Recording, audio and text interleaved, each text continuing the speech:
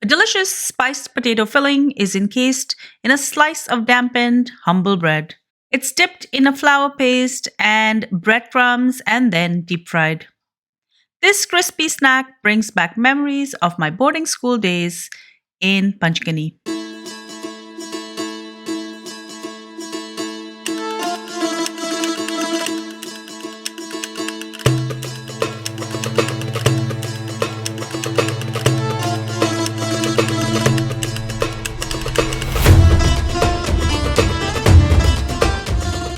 I'm going to start with 250 grams of cubed potatoes. I'm going to add my potatoes to boiling salted water, and once the potatoes are just about cooked, remove them and reserve them. To dry karai or wok, add some oil and add in half a cup of finely diced onion. Saute this. Next, I'm going to add in 1 teaspoon of cumin seeds and 1 teaspoon of mustard seeds. I'm also going to add in 1 teaspoon of sliced green chilies. Add a 1/4 cup of curry leaves.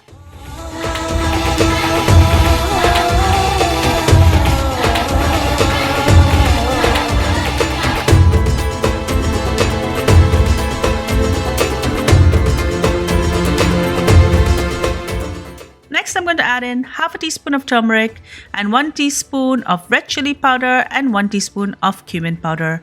If you want this a little bit less spicy, you can add a bit less chili powder. Mix this in. Now I'm going to add 2 teaspoons of ginger and garlic paste.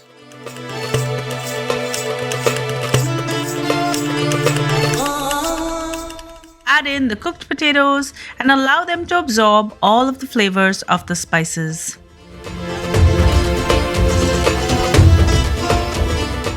Next, I'm going to add in salt to taste, 2 tablespoons of water, and I'm just going to saute it. Using a potato masher, I'm just going to mash this roughly. Once this has cooled, add some chopped coriander and keep it aside. I'm using sandwich bread and I will remove all of the crusts. Using the slice as a size guide, I'm going to make small balls out of the potato. We want to make sure that the ball is small enough to be covered by the slice of bread.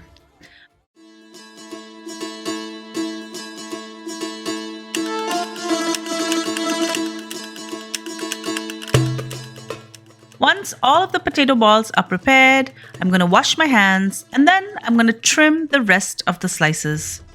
This batch will make about 12. To prepare the balls, lightly dip each slice of bread in water very briskly.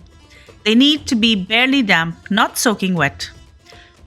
Now add the potato ball in the center and using the palm of your hand, cup it around and close the bread all around the potato ball to seal and keep it aside.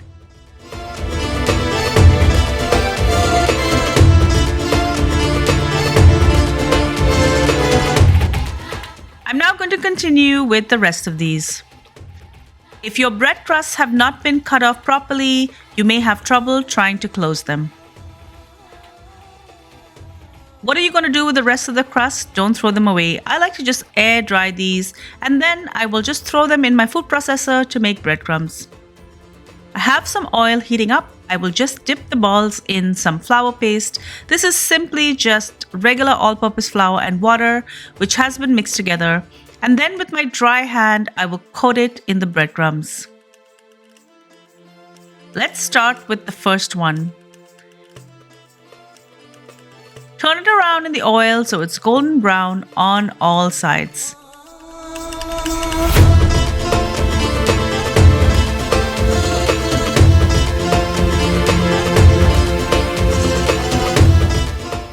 And then drain it on some kitchen towel.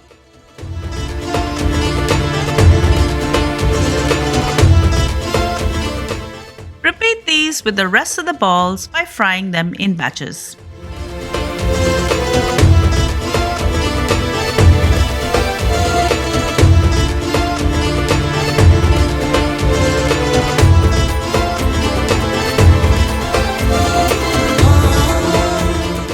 If by any chance you see any gaping holes that may appear, Just patch them up with some of the flour paste.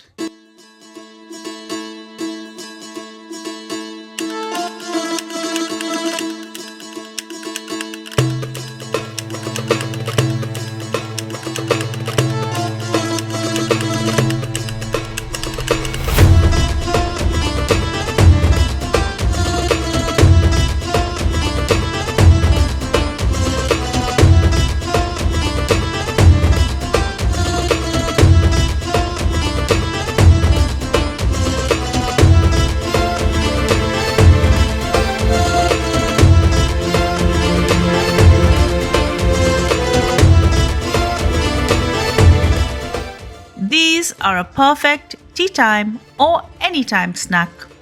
Enjoy!